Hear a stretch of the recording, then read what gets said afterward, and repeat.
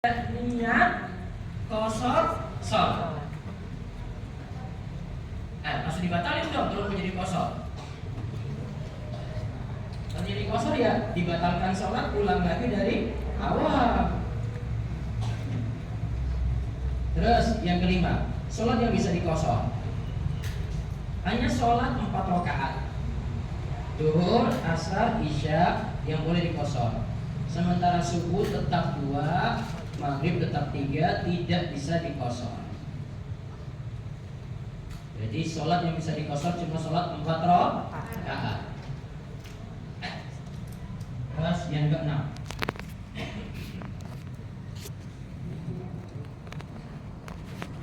tetap dalam keadaan safar hingga selesai sholat. Perjalanan harus berlanjut hingga sholat selesai.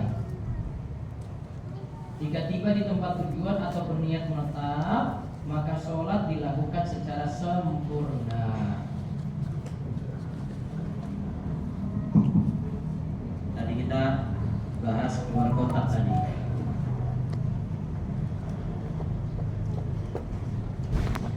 Saya dari Surabaya misalnya, tujuan Sleman. Kemarin batas kotanya mana tadi? Kalau kita dari utara aja, Semarang aja deh.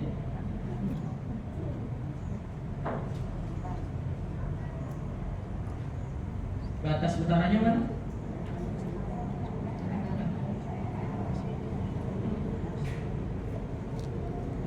Belum masuk Sleman masih bisa kosor di sini. Dia sudah masuk tempel ke sini, maka di sini harus sempurna. Atau istilahnya itu tamam atau itmam. Jadi di sini masih bisa 2 rakaat yang tadi mulai kosor sholat tadi. Yang di sini sudah masuk Sleman berarti harus 4 rakaat. Karena safarnya sudah selesai, sebabnya sudah selesai. Sebab sudah selesai. Nah, mumpung ibu belum masuk perbatasan, segera kosor. Mumpung belum masuk. Dan kalau kaitannya dengan jamak, saya masih bisa jamak lagi. Pas waktu zuhur, asal saya majukan aja nih. Mumpung belum masuk Sleman. Terus yang ke-7, tidak berimam pada sholat sempurna.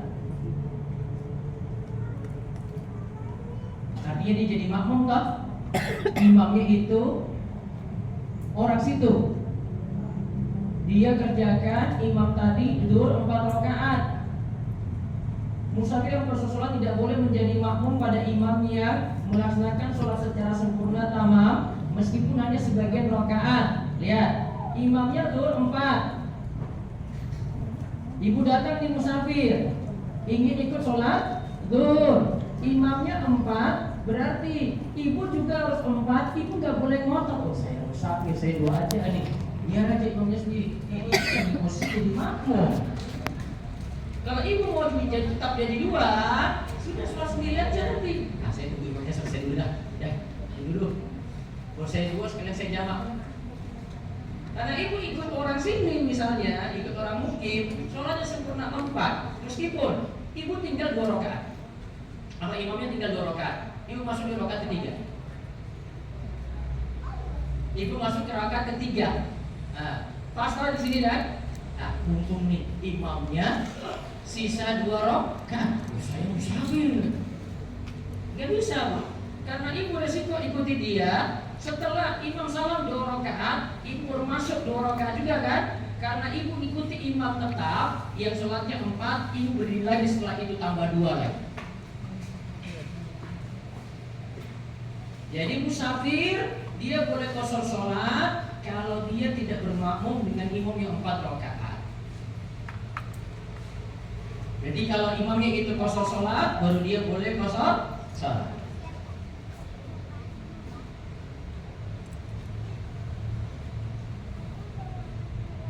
Terus yang ke-8, menjaga niat qashar. Niat untuk qashar harus konsisten selama sholat. Jika berniat menyempurnakan sholat, maka sholat tersebut dihitung sempurna. Berarti dari awal sampai akhir ibu jaga 2 rakaat. Nggak boleh tengah-tengah, saya jadikan 4 saja, nggak bisa. Jaga niat 2, tetap 2 sampai akhir. 9. Nah ini yang tadi ditanya. Ada tujuan jelas dalam perjalanan. Perjalanan harus memiliki tujuan yang jelas, seperti berdagang. Jelas tujuannya. Saya mau ke Semarang, saya mau jual ini. Saya ada urusan bisnis.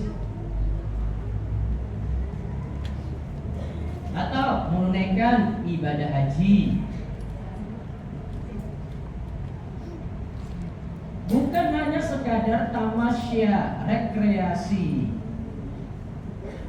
Namun jika tamasya dilakukan untuk menghilangkan penat atau menyegarkan pikiran, maka perjalanan tersebut termasuk tujuan yang dibenarkan. Berarti kalau rekreasinya tujuannya untuk refreshing.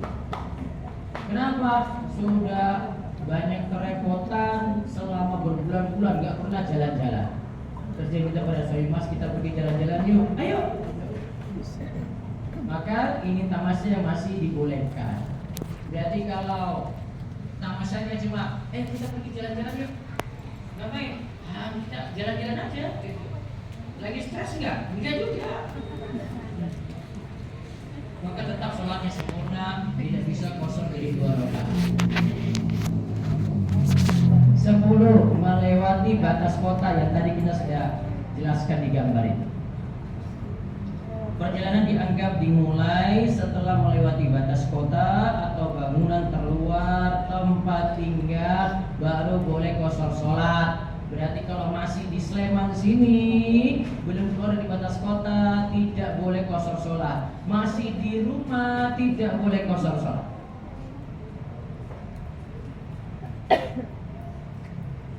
Nah, ada kaidah yang agak berbeda dengan pembahasan kita di sini. Tadi kita sebut sebab qashar sholat 1, yaitu safar. Sebab jamak sholat apa? Apa tadi sebab jamak sholat? 3 ya. 1 safar, 2 hujan, 3. Oke. Ada sedikit berbeda di sini. Saya tambahkan catatan dari Syekhul Islam Ibnu Taimiyah. Kenapa saya tambahkan catatan dari beliau?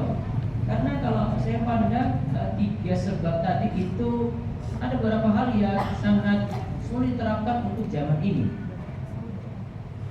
Tapi kalau lihat dari pandangan Syekhul Islam Ibnu Taimiyah lebih pas. Saya bacakan dulu. Ibnu Taimiyah rahimahullah dalam Majmu'ah Al-Fatawa mengatakan ini.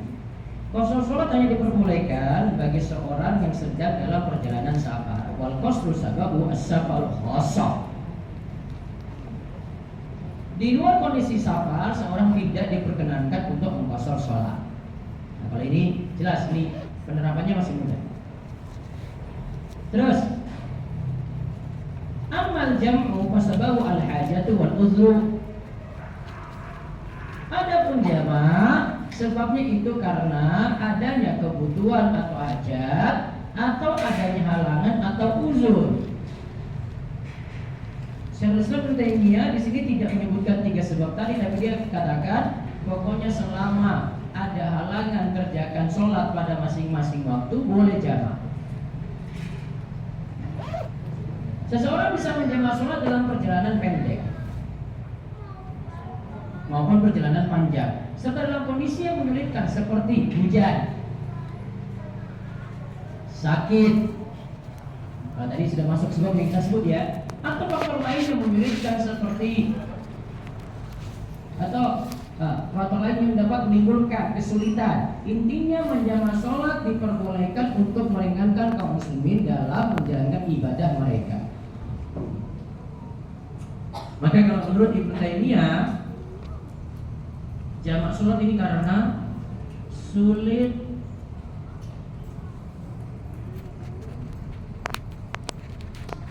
mengerjakan sholat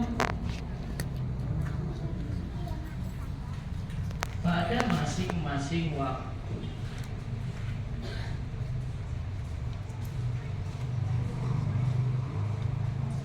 Dari sinilah saya pernah tulis di gurumaiswa.com, ada saya buat judul jamak sholat saat macet parah.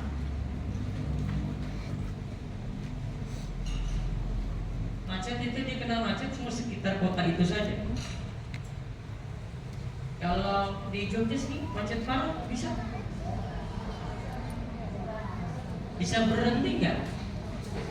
Masih bisa sih. Yang biasanya macet kan cuma jalan ini doang. Mana lagi yang macet? Hah? Ke Gunung Kidul masih bisa keluar menepi untuk sholat kan? Yang paling sulit itu orang Jakarta. Karena macetnya di mana? Yang berhenti di mana? Yang berhenti untuk sholat di pinggir tol, nggak mungkin juga. Dia jalan terus, bahkan mobilnya nggak bisa gerak-gerak juga. Nah, maka karena polisi ini pakai kaidah Ibnu Taimiyah. Jadi kalau misalnya dia dapati waktu maghrib, ya dia dapati waktu maghrib, berarti dia undur maghrib. Maghribnya nggak bisa turun nih. Dia undur maghrib ke waktu isya, tapi tidak kosor. Berarti apa? Maghribnya 3, isyanya kosor nggak berlaku karena dia tidak sama. Cuma sulit mengerjakan sholat pada masing-masing waktu. Nah itulah kenapa saya tambahkan kaidah dari Ibnu Taimiyah untuk memecahkan masalah ini.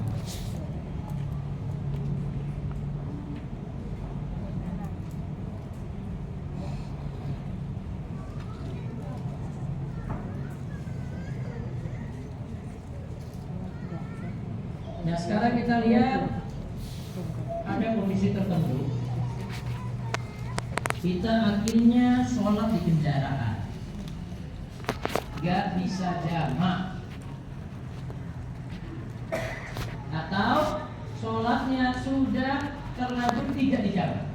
Contoh tadi itu kena macetnya pas asar, dia belum gabung dengan zuhur, karena dia pas keluar tuh jam 2. Ini gampang nih, nanti saya sampai sana jam 3:30. Ternyata sampainya jam 6:30. Bisa namanya macet di Jakarta itu nggak bisa diprediksi. Awalnya sudah prediksi, ini cuma dekat aja kok. Jam 2 nanti sampai bisa 3:30 masih bisa sholat asar. Ternyata nggak sesuai dengan perhitungan, nggak sesuai prediksi. Jam 2 sampai di tempat tujuan nggak bisa turun-turun tuh. Ya, sampai maghrib. Asalnya di mana? Jadi kita akan kasih solusi di sini. Termasuk juga ada yang naik pesawat dapati subuh di atas pesawat. Kan sholat subuh nggak bisa dijamak, iya kan? Nggak bisa dijamak. Nah nanti ada pertimbangan-pertimbangan dulu, kita lihat catatan di halaman 64. Saat dalam perjalanan terkadang muncul pertimbangan mengenai pelaksanaan sholat di kendaraan, terutama jika tidak memungkinkan untuk berhenti. Dalam hal ini, sholat sunnah lebih fleksibel dilakukan tanpa syarat menghadap kiblat atau berdiri penuh, sebenarnya dicontohkan oleh Rasulullah SAW. Namun, untuk sholat wajib jika tidak memungkinkan turun dari kendaraan, karena itu masih di atas kendaraan, masih di pesawat,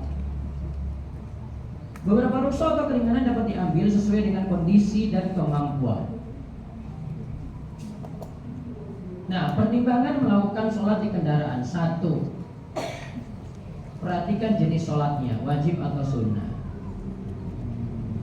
Kalau sholat wajib berdasarkan tuntunan syariat, sholat wajib harus dilakukan dengan memenuhi rukun dan syaratnya secara sempurna, termasuk berdiri dan menghadap kiblat.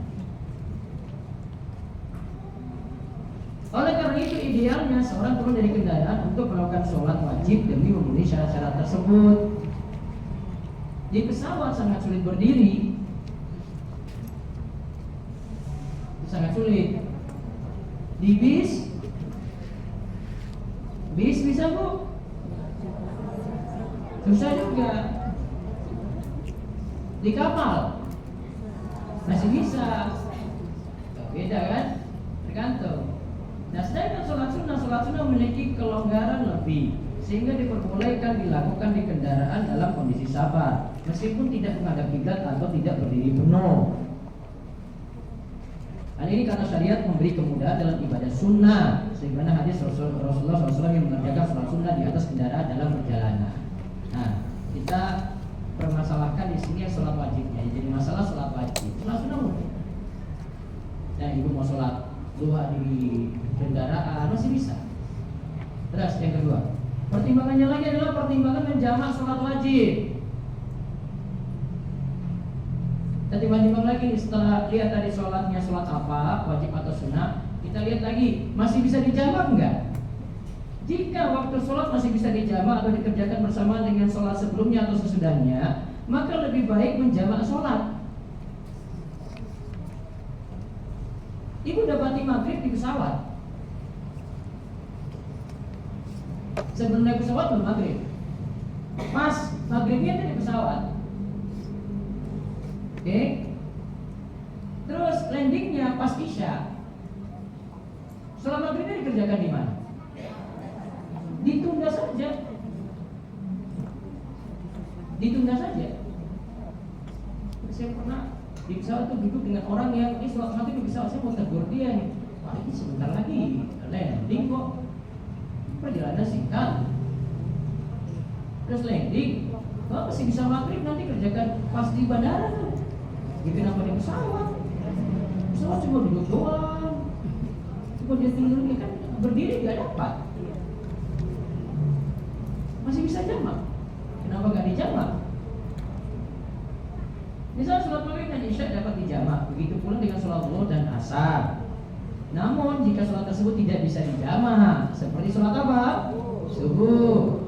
Ya, sholat yang tidak bisa dijamak dengan sholat lain, maka sholat subuh mesti dilakukan di kendaraan jika tidak memungkinkan turun. Jadi sini kita lihat lagi sholatnya masih bisa dijamak ataukah tidak. Terus yang ketiga, langkah-langkah dalam sholat di kendaraan. 1. Berdiri jika mampu. Bila ada kesempatan untuk berdiri, maka berdirilah saat membaca surah.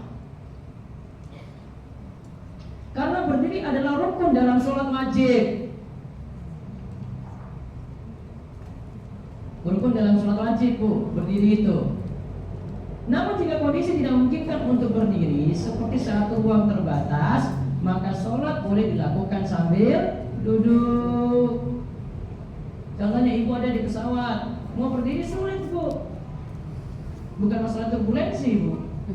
Orang di depan kita tarik kursinya ke belakang kok.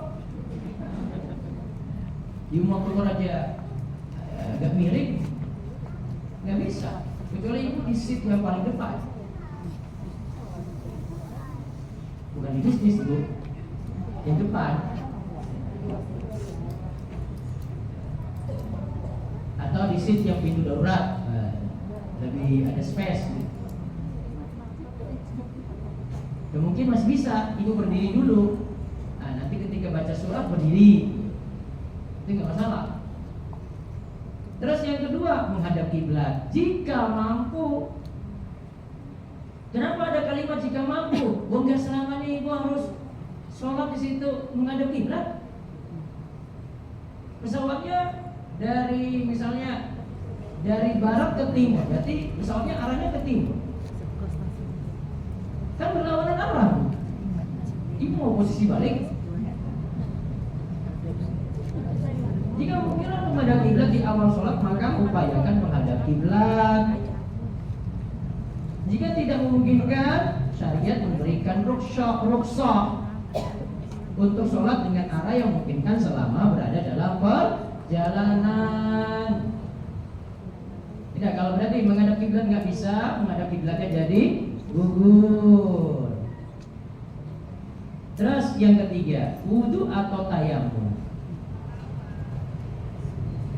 Jika dapat berwudu di kendaraan, maka hendaknya berwudu sebagai bentuk kesempurnaan syarat sah sholat. Namun bila terdapat uzur menggunakan air seperti khawatir membahayakan diri atau sifatnya sulitnya akses ke air, maka diperbolehkan bertayamum sesuai syariat.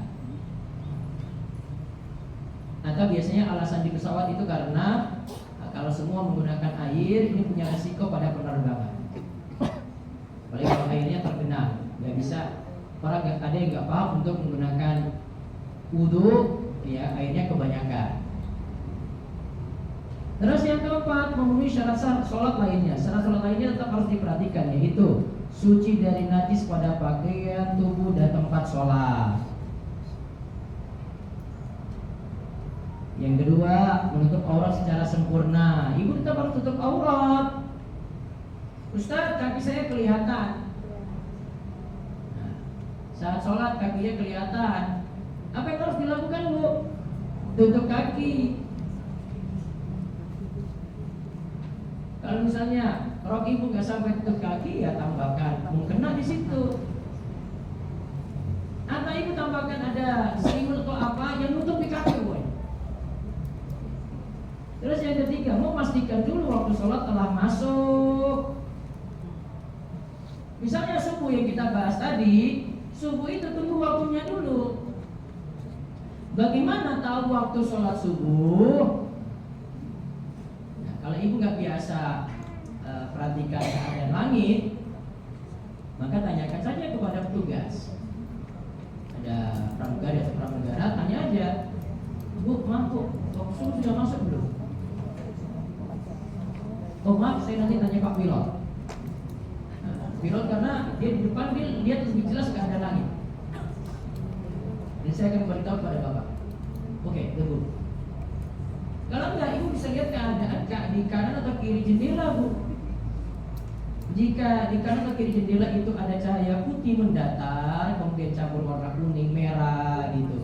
Nah itu sebentar lagi matahari terbit. Kalau sebentar lagi matahari terbit, itu sudah namanya fajar subuh. Kalau sudah fajar subuh, kerjakanlah sholat ketika itu. Ustaz, saya terbang dari Jakarta ke Jeddah, saya pakai sholat waktu Jakarta, waktu Jeddah. Bukan waktu itu. Sekarang posisi pesawat ada di mana? Kalau posisi pesawatnya ada di atas India, ya pakai waktu di situ. Makanya keadaan langit aja. Sama nanti kalau orang mau buka puasa juga, lihat tadi keadaan langit itu udah gelap ini, nggak ada lagi matahari. Ya berarti matahari sudah tenggelam, sudah buka puasa. Nah catatan, jika sholat wajib terpaksa dilakukan di kendaraan, kewajiban menghadap kiblat tergantung pada dua kondisi. Satu, jika memungkinkan untuk menghadap kiblat seperti di kapal yang memiliki ruang yang cukup luas, maka wajib menghadap kiblat. Jika tidak memungkinkan karena ruangnya sempit, maka kewajiban menghadap kiblat gugur. Fattaqullaha mastata'tum. Allah katakan, bertakwalah kepada Allah semampu kalian. Dari Abu Hurairah radhiyallahu anhu Nabi SAW bersabda, "Wa ma'atukum li fa'alu minhu mastata'tum." Apa yang diperintahkan kepada kalian maka lakukanlah semampu kalian. Terus yang kedua, berdiri bagi yang mampu merupakan rukun dalam sholat wajib. Hal ini berdasarkan hadis dari Imran bin Husain yang menderita penyakit bawasir. Lalu ia bertanya kepada Nabi SAW tentang cara sholatnya. Beliau bersabda, "Sholli qa'iman, fa illam tastatik fa qa'idan, fa illam tastatik fa 'ala jambi." Sholatlah kalian sambil berdiri. Jika tidak mampu maka sholatnya sambil duduk. Jika tidak mampu maka sholatnya sambil berbaring ke samping. Jika ketika di pesawat atau kapal tidak memungkinkan untuk berdiri, maka sholat dapat dilakukan sambil duduk sebagai penggantinya. Misalnya suatu kondisi di kapal itu, wah goyangannya luar biasa, gelombangnya luar biasa, berdiri agak sulit, dia sudah ganti posisi duduk. Nah itu Bu pertimbangan ketika ingin melaksanakan sholat. Sekarang kita tersisa dua pembahasan, yaitu wudhu dan tayamum. Saat dalam perjalanan ada beberapa aturan penting yang perlu diperhatikan terkait bersuci untuk sholat. Dalam kondisi tertentu, wudhu dapat dilakukan secara minimalis, hanya dengan memenuhi rukun-rukun wajib, sehingga tetap memenuhi syarat sah sholat. Apabila tidak memungkinkan menggunakan air, syariat membolehkan tayamum sebagai pengganti wudhu dengan aturan dan tata cara tertentu yang telah dicontohkan oleh Rasulullah Sallallahu Alaihi Wasallam.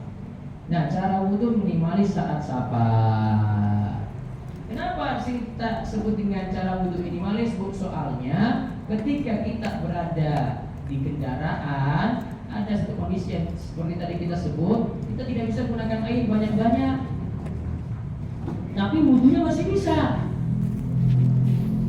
Allah Subhanahu wa taala jelaskan tentang wudhu di sini.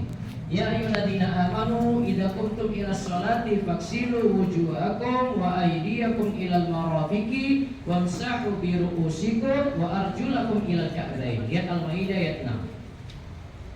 Hai orang-orang yang beriman, apabila kamu hendak mengerjakan sholat, maka basuhlah mukamu. Apa di sini, Bu? Muka dan tanganmu sampai siku.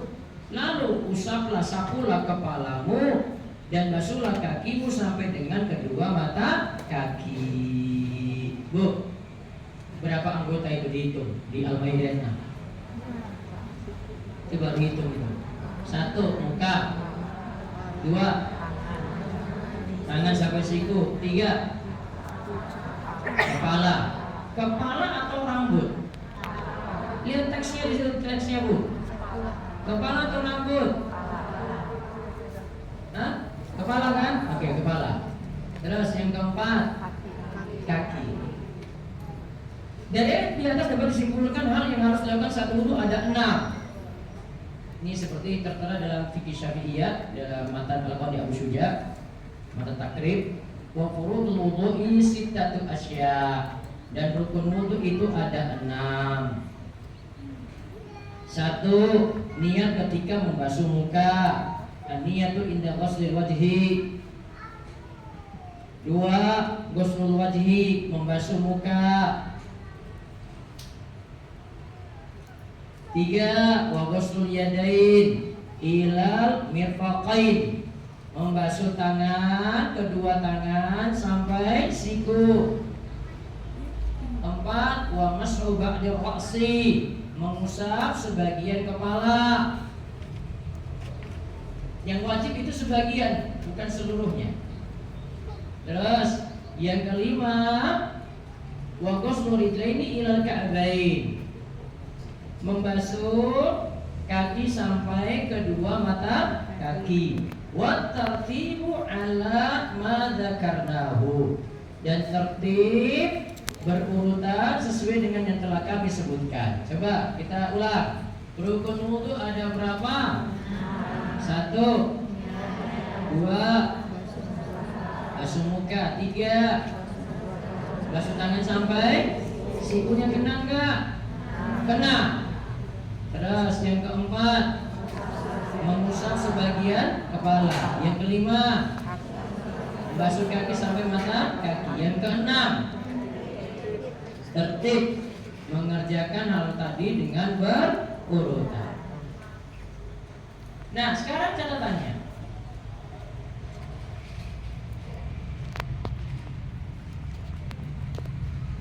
Coba Mas, itu ada botol 1 ini.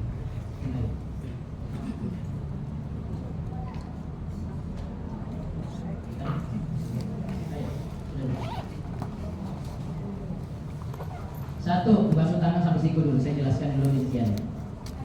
Wanita disarankan untuk tetap menjaga auratnya, yaitu aurat lengannya itu tertutup, Bu, tetap. Misalnya yang berwudu di tempat yang tertutup. Jadi yang aman bagi ibu, auratnya harus tetap ibu jaga. Jangan buka lengan itu di tempat terbuka, Bu. Atau menggunakan jilbab lebar agar lengan bisa dibasuh di dalam jilbab. Ustaz, saya mau basuhnya itu ini saja, Ustaz. Ini kainnya saja. Gak bisa, Bu. Gak usah buat aturan baru. Ini buat bid'ah baru namanya, Bu. Karena kalau tangan ini gak bisa, Bu. Tangannya harus kena kulit. Tangannya harus kena kulit, Bu. Nanti masalah kaki nanti ada sendiri, ada yang mengusap namanya. Kalau tangan gak bisa mengusap lengan, baju gak bisa. Terus yang kedua, mengusap sebagian kepala untuk wanita berjilbab. Tidak perlu melepas jilbab. Ini kadang nih ibu juga sudah ngaji, tapi kalau tempat terbuka itu cuma lihat sudah ada copot, ada semua. Ya Allah, ibu sadar, ibu. Langsung main buka-buka aja. Main buka-buka nggak lihat kanan kiri juga gitu. Tidak perlu melepas jilbab. Sebenarnya ada caranya. Cukup memasukkan tangan yang basah di bawah jilbab. Tangannya cukup basah, ibu langsung masukin di bawah. Sudah masuk, ini bisa. Sudah dapat sebagian kepala, Bu. Batas area yang diusap, kalau yang namanya rambut kepala itu, jadi yang ibu bisa dapatkan sebagian bisa dari depan sini, area tumbuhnya rambut normal hingga sini tengkuk, sini. Adapun kalau ibu rambutnya panjang sampai belakang sini, nggak bisa ibu usap yang belakang ini, karena itu bukan rambut kepala, di batas kepala, nggak bisa. Jadi ibu ambil langsung usap belakang aja sini, nggak bisa. Batas rambutnya dari sini sampai sini. Jadi kalau ibu dapat rambut di sini, maka sah. Nah, yang saya tidak sebutkan sini di nomor 2, cara yang kedua, ibu neteskan air di atas jilbab. Meresaplah air itu di rambut kepala. Nah, di rambut kepala sama juga. Itu sudah namanya mengusap kepala. Terus yang ketiga, mengusap kaki saat sulit dibasuh. Misalnya saat di kendaraan di mana air tidak dapat tergenang, diperbolehkan untuk mengusap khuf. Kalau pakai khuf, sepatu kulit yang sudah pernah kita bahas, atau mengusap kaos kaki mirip dengan cara mengusap khuf. Tapi kalau ibu tidak pakai kaos kaki atau ada yang tidak pakai kaos kaki, maka harus mencuci kaki. Lalu yang keempat, sunnah wudu di kendaraan bisa ditinggalkan, cukup melaksanakan rukun wudu saja. Sunnah wudu yang dapat diadakan, makanya berkumur nggak usah. Kita lagi hemat-hemat kok. Menghirup air ke hidung kan nggak usah. Mengusap telinga bagi wanita bisa ditinggalkan karena di dalam. Kalau tadi rambut kepala masih bisa ibu dapat. Serta membasuh 3 kali juga tidak perlu, berarti cukup 1 kali. Membaca basmalah tetap dilakukan dan termasuk sunnah wudu. Baca bismillah aja di depan. Baik, tadi anggota wudunya berapa, Bu? 4. Anggota wudunya 4 yang wajib. Lengan tangan dibuka kalau bagi perempuan ya cukup di dalam jilbab. Sekarang kita cuma urus yang 6 rukun tadi. Pertama apa dulu? 6 rukun niat. Saya niat wudu, sudah. Terus yang kedua apa, Bu? Membasuh muka yang mana? Nah, batas rambut normal, turun telinga sini sampai sini. Bawah dagu ini nggak masuk. Tadi usapannya 1 kali cukup ya. Nah, ingat syaratnya air mengalir. Maksudnya mengalir apa? Alirkan di bagian anggota wudu tadi. Yang nggak boleh ibu perciki. Cuma gini.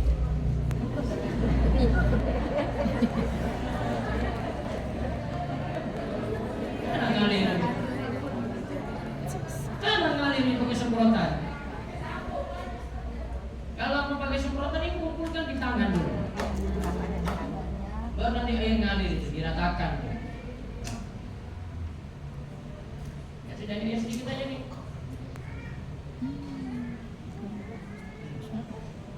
Sudah kan? Ratakan sudah dapat.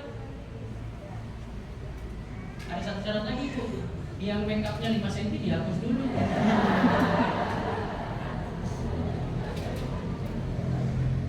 Ada sering nanya kayak gitu. Kalau bahas wudu, ya Allah, Bu, itu dihapus dulu, nggak bisa, Bu. Karena nggak boleh air itu bercampur dengan make up tadi. Akhirnya kan airnya berubah bukan air mutlak yang dipakai. Nggak bisa. Kan syaratnya airnya harus air mutlak. demi air. Terus setelah itu apa Bu? Apa? Tangan sampai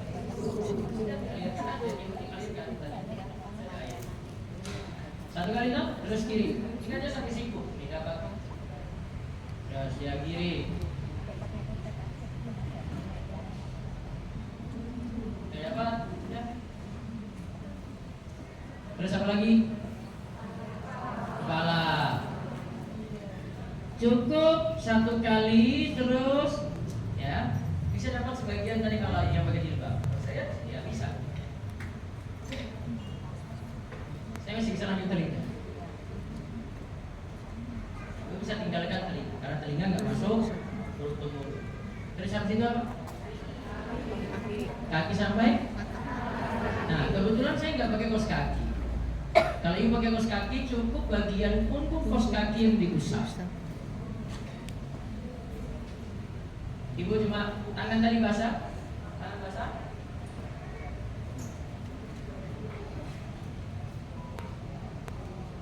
Satu kali bisa sekaligus bareng-bareng. Kalau saya tidak pakai kaos kaki ya sudah saya cuci. Cara kayak tadi, saya tinggal cuci kaki saya di bawah. Insya Allah tidak terlalu basah banget, cuma ini sebentar kering lah. Itu.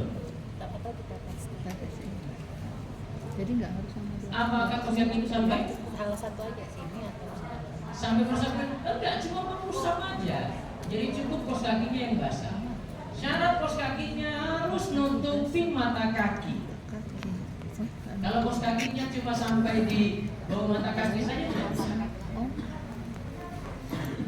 Tapi syarat untuk ini yang kita sudah bahas saat mengusap sebelum pakai kos kaki, wudu seperti biasa dulu sampai cuci kaki.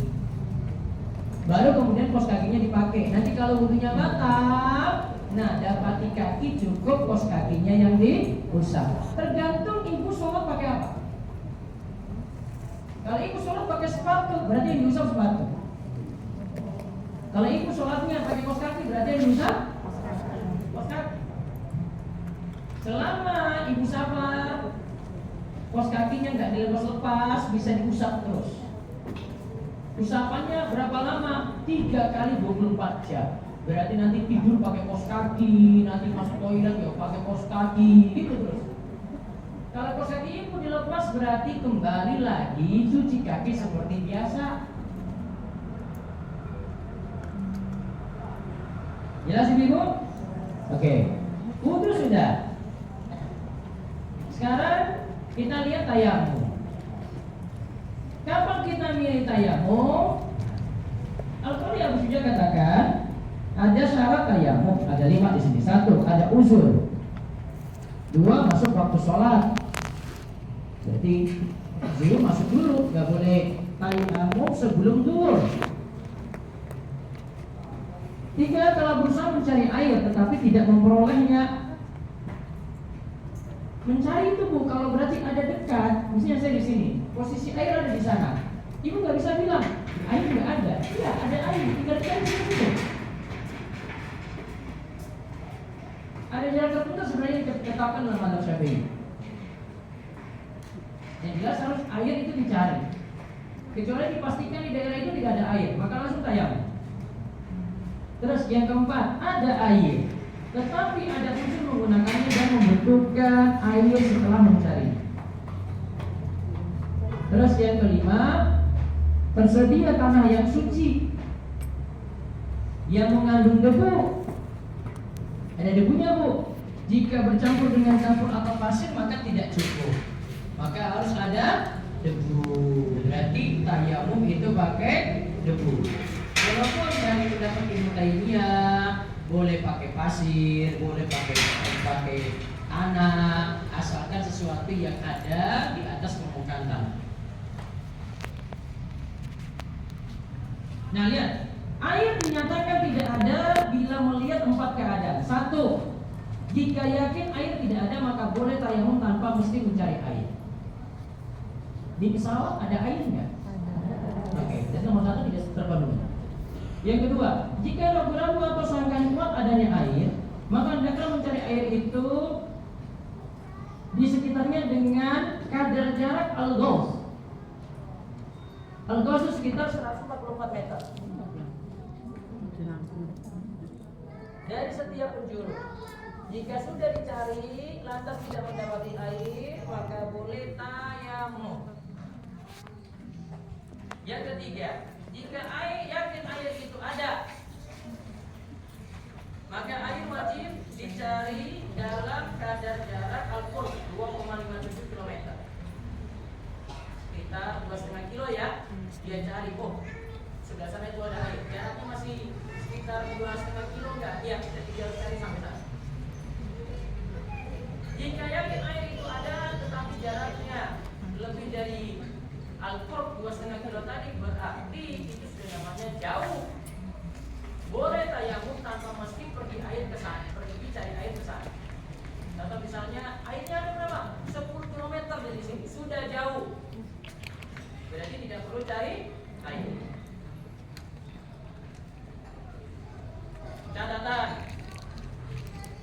disunahkan untuk bertayamum mengakhirkan waktu sholat jika memang sangat yakin kalau air akan ada pada akhir waktu sholat. Yang kedua, jadi misalnya ini ya, diberitahu nanti air ada di waktu asar. Bukan, diberitahu air ada itu ini zuhur kan, berarti sekitar mepet asar. 15 menit sebelum asar air ada, maka mending nunda waktu sholat. Nunda waktu sholat, tapi masih waktu zuhur. Itu masih waktu asar. Maka mending diundur waktu sholatnya diakhirkan. Tapi ini bukan jam. Terus yang kedua, jika seorang tayamum yang sudah masuk sholat, kemudian dia melihat adanya air. Awalnya tayamum, terus pas sholat, tiba-tiba PDM nyala. Kalau memang dia berada di daerah yang secara yakin air itu tidak ada, seperti di padang pasir, maka ia tetap menyelesaikan sholat dan sholatnya tidak perlu diulangi. Namun jika ia berada di daerah yang secara yakin air itu banyak, daerahnya subur, ia mesti keluar dari sholat dan wajib untuk berwudu. Jadi kalau dapat air di tengah-tengah sholat, ya lihat dulu nih di daerah mana. Padang pasir, sholat apa lanjut.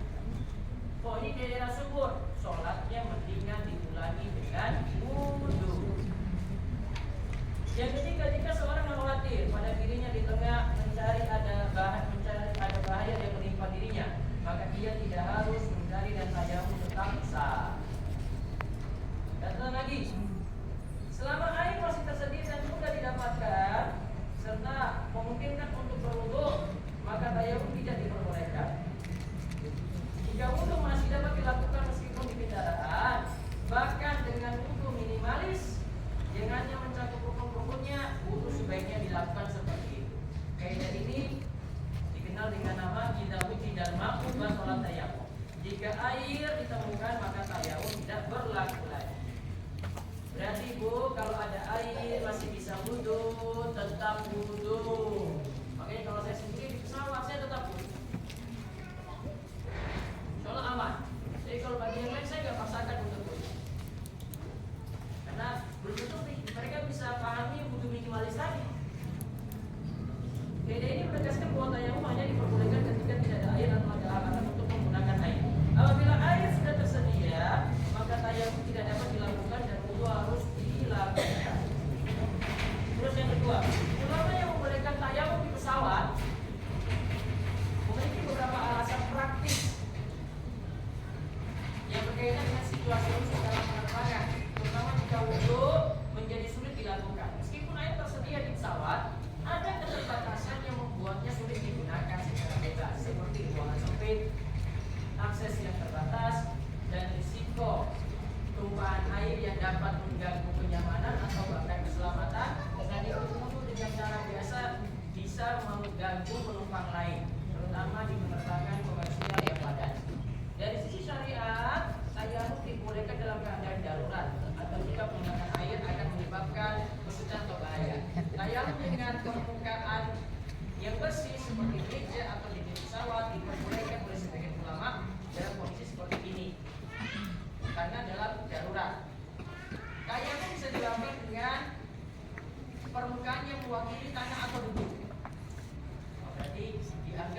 ada di tembok pesawat itu juga. Pendapat ini didukung oleh mazhab Hambali yang menganggap tayamum dengan apapun yang ada di sekitar yang bisa mewakili tanah ya sebagai khusus satu bagian misalnya dengan pasir atau tanah. Jadi problemnya cuma satu, kalau ibu tayamum, ibu pakai apa di pesawat? Harus ada debu. Ya, ada yang menganggap cuma ya sudah tembok itu sudah kita anggap sebagai suatu permukaan, maka boleh pakai sesuatu yang ada di situ. Atau kalau yang paling pasti ibu ada di bawah ya tempat ibu, di situ ada pasir-pasir atau tanah gitu. Nah sedikit saja ibu pakai untuk ibu. Nah ibu bisa lakukan tayamum seperti itu. Ada caranya kayak gini, lihat. Ada penjelasan dari cara. Satu, menepukkan telapak tangan ke tanah atau permukaan yang berdebu. Dua, meniup kedua telapak tangan untuk mengurangi kelebihan debu. Tiga, mengusap wajah sekali dengan kedua telapak tangan. Dan yang keempat, mengusap punggung kedua telapak tangan sekali. Tata cara ini ada dalam ayat Al-Quran dan hadis ini saya bacakan. Coba lihat ini dulu, kita praktekkan. Tangannya semuanya kita anggap di bawah kita itu ada di walaupun ada ini. Coba tangannya dulu, siap. Terus kita nepuk tangan di debu sambil baca Bismillah. Ya, sambil baca Bismillah. Bismillah. Nah, kalau debu kelihatan terlalu tebal, ditiup. Sudah? Terus saya niat tayamum. Ya, setelah itu basuh muka lalu telapak tangan. Kalau saya cuma sampai telapak tangan nggak sampai siku. Alasannya nanti ada. Nah, sekarang kita usap muka satu kali, lanjut ke tangan satu kali. Lihat ke muka dulu, lihat. Satu, terus tangan. Ini tangan kiri mana? Usap punggung kanan. Terus tangan kanan mana? Usap punggung kiri. Sudah selesai. Ulang ya. Oke, tangan dulu tangan. Baca apa? Bismillah. Terus yuk.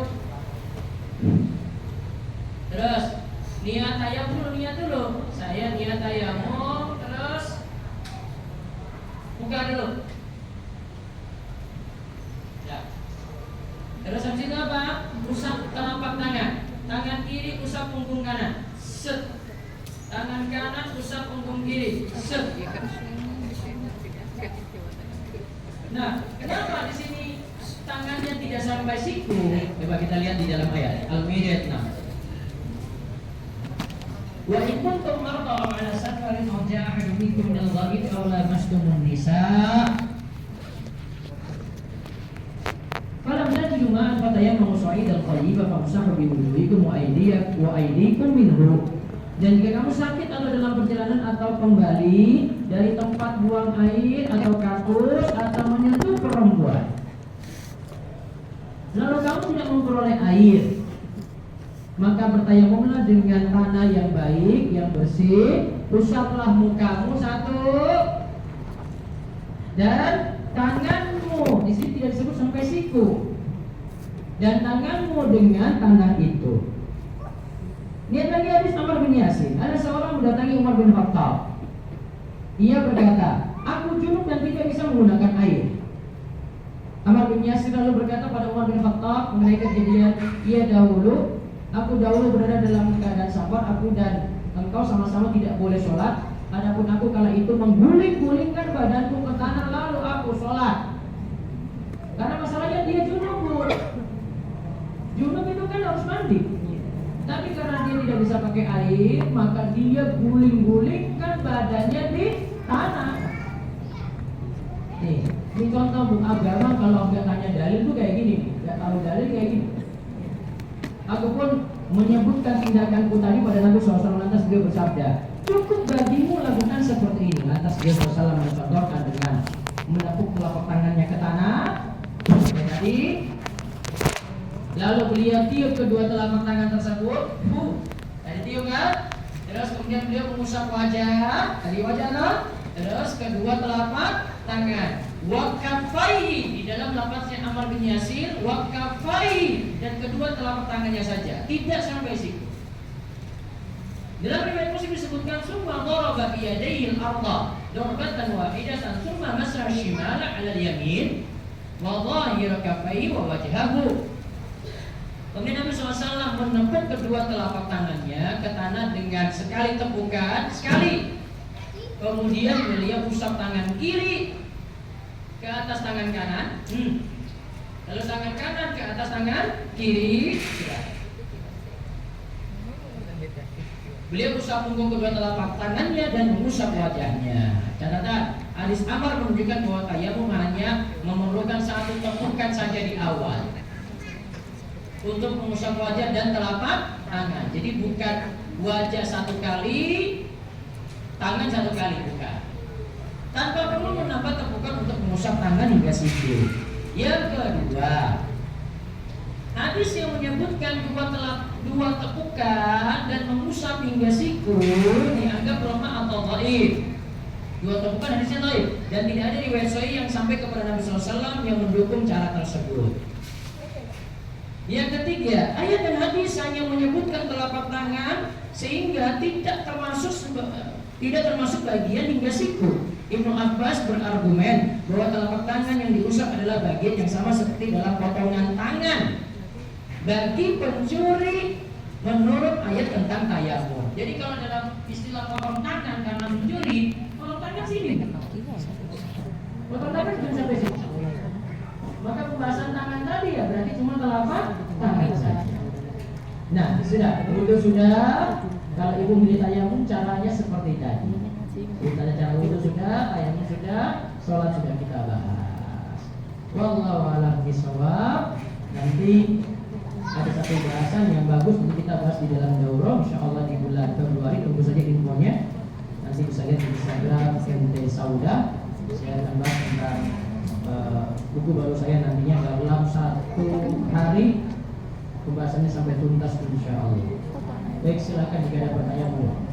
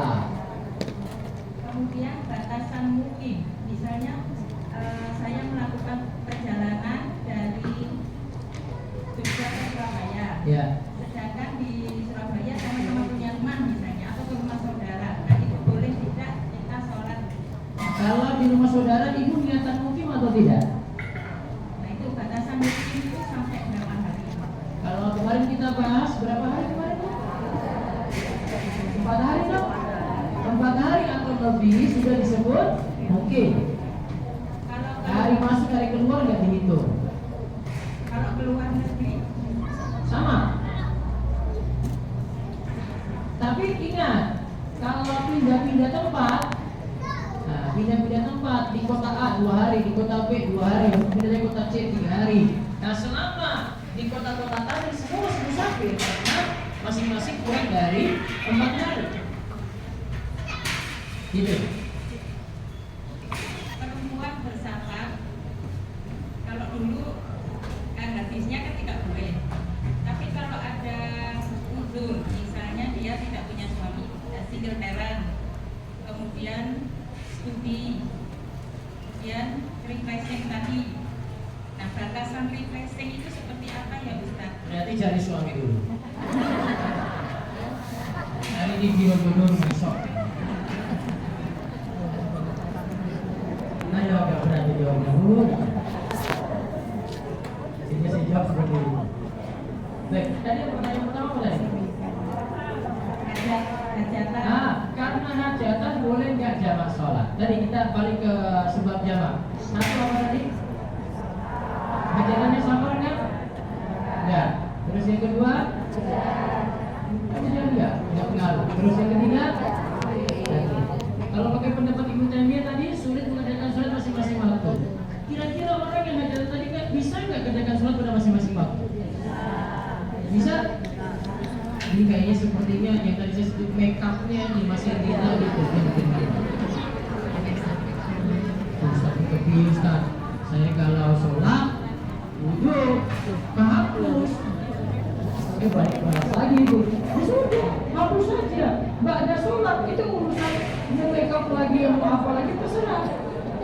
Yang penting sholat. Kalau saran saya usahakan tetap sholat masing-masing waktu, lebih aman.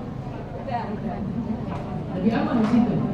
Kecuali tadi sulit mengerjakan kayak keadaan macet ini agak sulit. Ini sudah nggak bisa tawar kalau macet.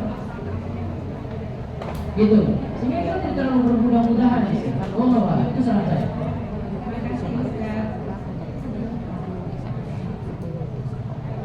Siapa lagi?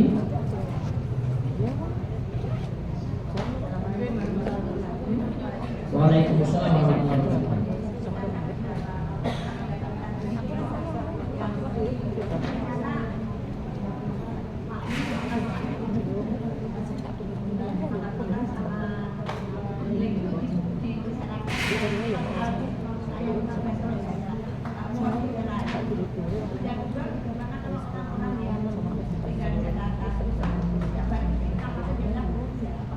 Orang-orang di Jakarta kenapa? Ya itu tadi pakai alasan itu.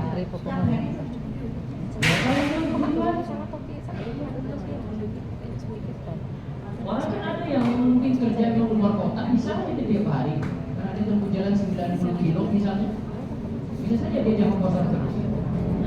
Wajar, boleh. Yang pertama tadi?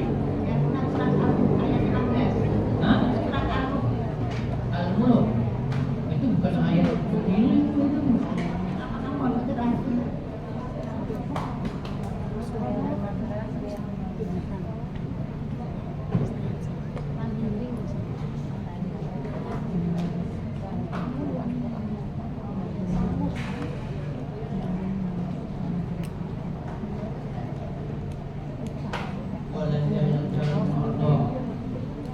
Jalur famshu fil manakibiha wa kullu rizki.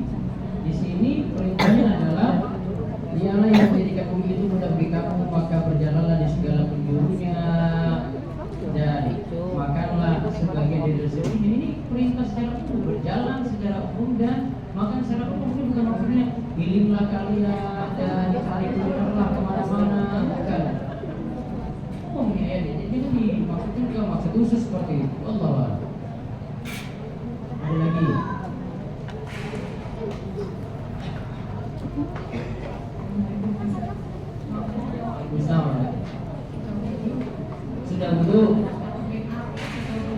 Sudah wudu terus make up. Bolehkah sholat dalam keadaan pakai make up? Pertanyaannya, apa perlunya sholat dengan make up? Boleh saja sih kalau ini tidak dikatakan. Tapi kalau yang ini kan syaratnya wudu. Kenapa wudu tadi? Wudu tidak boleh airnya bercampur dengan make up.